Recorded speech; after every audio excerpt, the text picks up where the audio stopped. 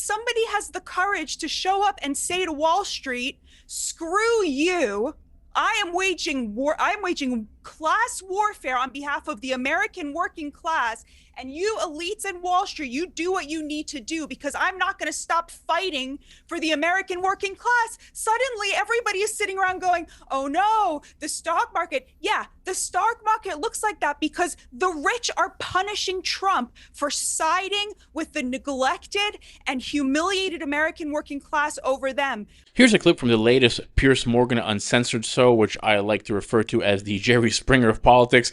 This is a horrible way to have a conversation, but it's a terrific format to get views and clicks and to be entertaining. But the reason I wanted to share this clip with you guys is because I think that Batya Ungar-Sargon, and I'm sure I butchered her name, nailed it on the Trump tariff. Even if you look at Carrie Lake's face, Carrie Lake's impressed by this. Let's get it. Okay, Batya, look, I can see arguments on all sides of this, but the concern I would have if I was Donald Trump is that the turbulence at the moment is pretty extreme.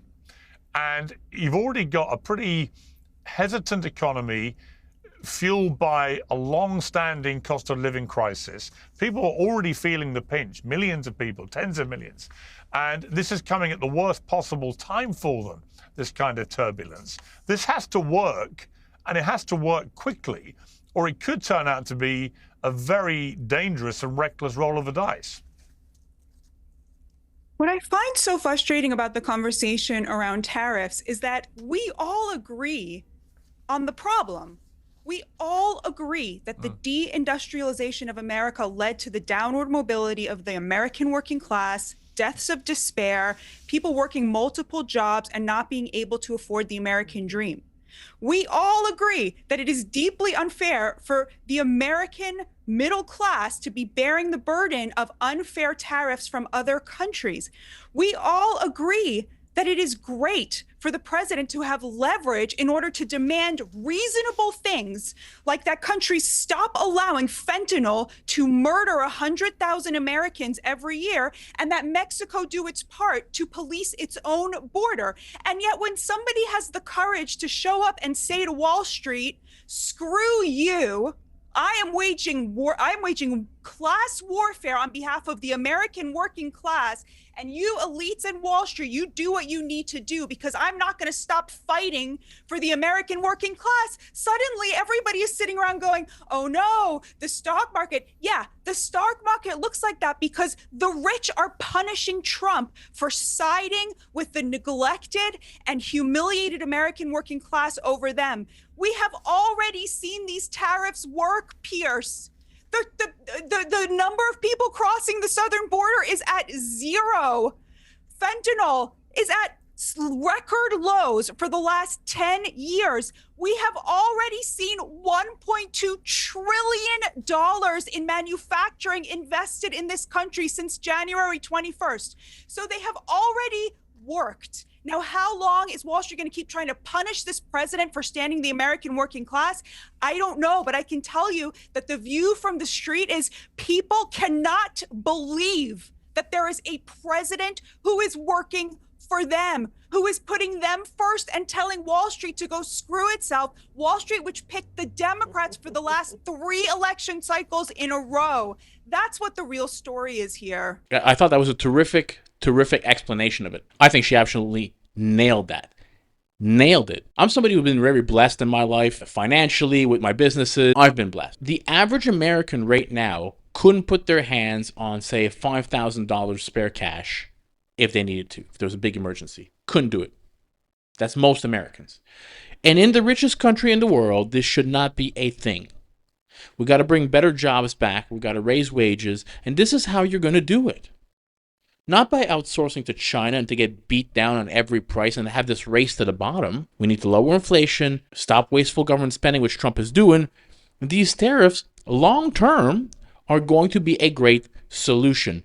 Now, before we get to the next clip, if you don't mind smashing that thumbs up button for me, that actually goes a long way to help me out. And also, if you're not yet subscribed and it's not your first time here, hopefully this could be the video that I earn your subscription. Let's go. Good questions. Yeah, you can, yeah. So first of all, American Compass did a survey of just GOP voters. We know now that the majority of Americans who make under $100,000 a year now vote for the Republican Party.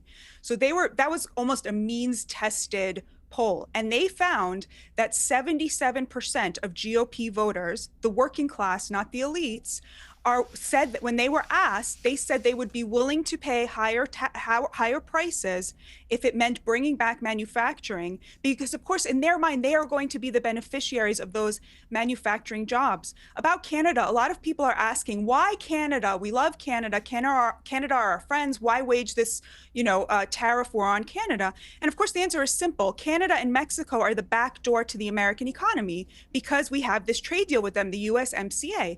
So if there are no tariffs on China, if Canada and Mexico do not match our tariffs on China, China simply builds car manufacturing plants in Canada and in Mexico, which they have already done, and they use that in order to get tariff-free cars into the American market, which is exactly what President Trump is trying to get away from.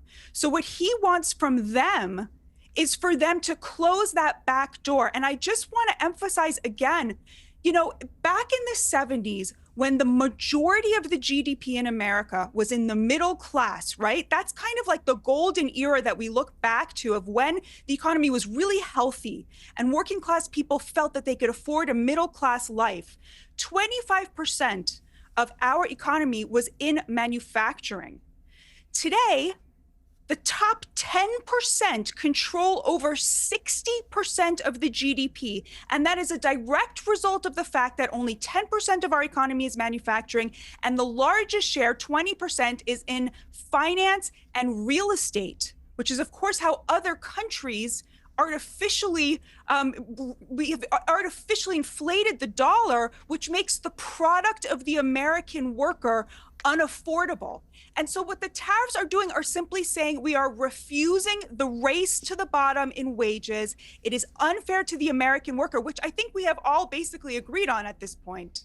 Now, I will say that we have 5 people on a panel who, I like Carrie Lake, I like Batya, Pierce is all right, but these people have no idea what the American middle classes, what they go through on a day-to-day basis. Let's face it. That's just my personal opinion. I like these people. But she was right on the tariffs. And if you voted for Trump, again, you voted for this. We need lower gas prices. We need lower prices of food for the American middle class. We need a better health care for America. The number one cause of bankruptcy in America is health care. People can't afford their bills. If they get cancer, you're pretty much bankrupt. How is that a thing? If you look at America over the last, let's call it 60 years, wages have not gone up that much in most sectors. But the pricing of rent and the pricing of houses has. We need to bring back up the American middle class. And this is one of those ways to help do that. I hope you enjoyed the video. If you did, smash that thumbs up button for your boy. Consider subscribing to the channel. Help it grow. Help your buddy out. And I'll catch you all in the next video. Peace out, everybody.